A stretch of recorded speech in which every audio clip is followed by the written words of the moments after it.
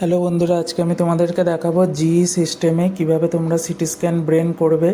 প্রথমে যে এসেনশিয়াল ব্ল্যাঙ্কসগুলো আছে সেগুলো তোমরা ফিল আপ করবে। দেখো, পেশেন্ট আইডি, তারপর পেশেন্টের নাম, বয়স, পেশেন্টের জেন্ডার, তারপর এক্সাম ডেসক্রিপশন, অর্থাৎ তুমি কি করছো, সিটি ব্রেন না সিটি পিএনএস না সিটি অ্যাবডোমেন। সেটা আমি যেহেতু ব্রেন করছি তাই সিটি ব্রেন আমি ওখান থেকে নিয়ে নিলাম।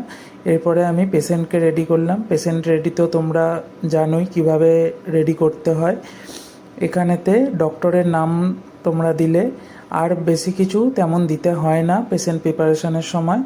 এবার পেশেন্টকে আমি টেবিলেতে শোয়ালাম, তারপরে পজিশন করলাম। এবার পজিশন করার পরে ব্রেনের প্রোটোকল নেব, তাই ব্রেনেতে ক্লিক করলাম, করে ব্রেন নিউ যে প্রোটোকলটা আছে আমি এই প্রোটোকলেতেই করি।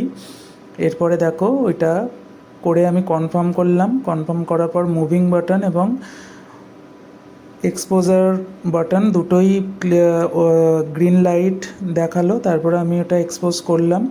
দেখো একটা প্লেন স্কাউট ইমেজ এলো। এই স্কাউট ইমেজটাতে আমি এবার প্ল্যানিং করলাম। প্ল্যানিংটা তোমরা চেষ্টা করবে নোজ থেকে পুরো ব্রেনটা কভার করে অক্সিপিটাল লোব পর্যন্ত করার, সেইভাবে প্ল্যানিংটা করলাম। করে আবার মুভিং বাটন প্রেস করলাম, তারপরে স্ক্যান বাটনটা প্রেস করলাম।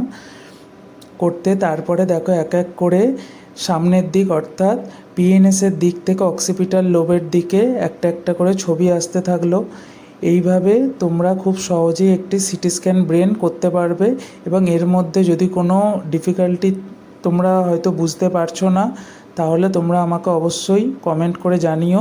আমি চেষ্টা করব তোমাদেরকে এই সমস্যার সমাধান করে দেওয়ার। ধন্যবাদ, এবং আমার চ্যানেলটিকে তোমরা সাবস্ক্রাইব করে